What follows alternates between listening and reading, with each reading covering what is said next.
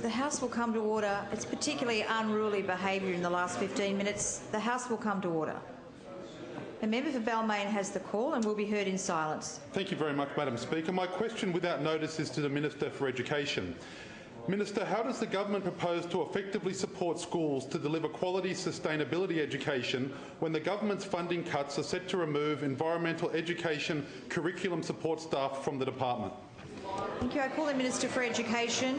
I thank the member for Balmain. I thank the member for Balmain for his question, and certainly have made no secret of the restructure in the Department of Education. And I'm not in a position to comment about that restructure because there is a process in place where there is a requirement that consultation be undertaken within the Department of Education, as is required in every government department, when there is a restructure, Madam Speaker. So a proposal has gone out in terms of the State Office restructure, Madam Speaker, and that feedback is being assessed and analysed at the moment, Madam Speaker. But one thing that I have asked the Director-General with the restructure and other measures being undertaken in education, Madam Speaker, is that there be no impacts on student learning, Madam Speaker.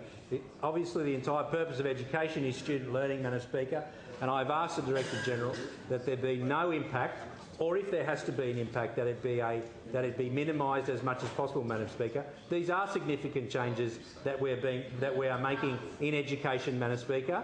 They are significant changes, Madam Speaker, forced upon us because of two particular issues, Madam Speaker, forced upon us by two particular issues. And I'm just interested in the four over there, Madam Speaker, all who sat around the cabinet table, Madam Speaker, in the former government, when they blew the riches of New South Wales, Madam Speaker, when they blew the riches of New South Wales, Madam Speaker, left us with a $5 billion deficit over 4 years. Member for Canterbury will come compounded by GST revenues.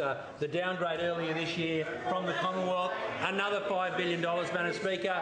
Madam Speaker, Leader of the Opposition will that's come why we've had to make a number of the measures that we've had to take, Madam Speaker.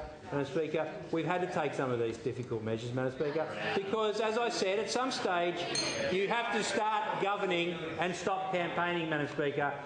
You know, if we recall those days, prior to March 2011, Madam Speaker, where every time you saw a minister, they had a hard hat on and they were there with the photo or cutting a ribbon, Madam Speaker. Signing things. Campaigning for the next election, Madam Speaker. Not governing, not making tough decisions, not making the difficult decisions, not making sure, for example, that our capital works expenditure was done effectively. The BER, for example, they could have had their eye on that, Madam Speaker, to make sure we got value for money. No. They weren't interested in managing that, Madam Speaker. They were interested in cutting the ribbon and the photo in the local newspaper or in the Daily Telegraph, Madam Speaker. That's what was wrong with the previous government, Madam Speaker.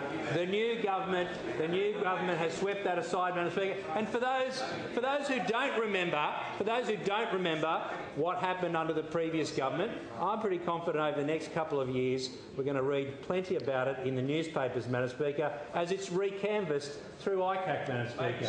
You'll all be reminded about precisely why the people of New South Wales March last year did to the Labor Party what they did, Madam Speaker, and that was to kick them out of government, Madam Speaker, and kick them out of government for a long time, Madam Speaker. So, to the members' question, Madam Speaker, every public servant in the Department of Education provides value, Madam Speaker.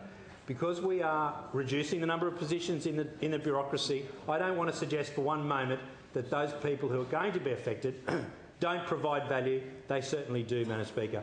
But we do have a responsibility. I, as the Minister for Education, other ministers in the government, have a responsibility to make sure that whatever the budget we have, whether it's recurrent, whether it's capital, is spent as effectively as possible to support students, Madam Speaker. And we have the budget situation that we have, and the Director-General and the other senior members of the Department of Education Executive have been charged with making sure that that budget is spent as effectively as possible. We've given plenty of examples how we've done it in capital works, and we're reinvesting those capital works funds, Madam Speaker. Just $8.6 million just recently announced in 12 additional projects from money we've saved in capital works projects, Madam Speaker. The Premier a couple of weeks ago announced $10 million that we've saved in the reduced fees that we're paying compared to the previous government. Again, reinvested in connected communities in Western New South Wales and on the North Coast, Madam Speaker. So it is about making sure we spend the money as effectively as possible, Madam Speaker.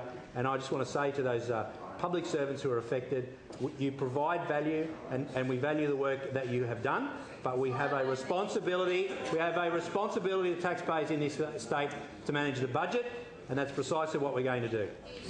Thank you. I call the member for Campbelltown. Speaker, my question is directed to the Attorney General.